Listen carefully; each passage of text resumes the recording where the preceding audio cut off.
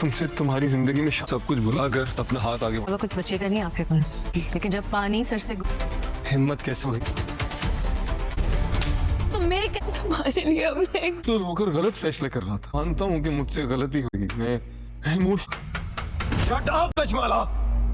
नहीं करती। दांत पे उंगली उठाओगे? मेरी मंगेतर को हरास करने की गुजर जाएगा ना तो पछतावे की क्यों कॉल कर रहा हूँ मैं उसको सराया उसने और मैंने दुत्कार मैं होने की भीख मांगता कशमाला।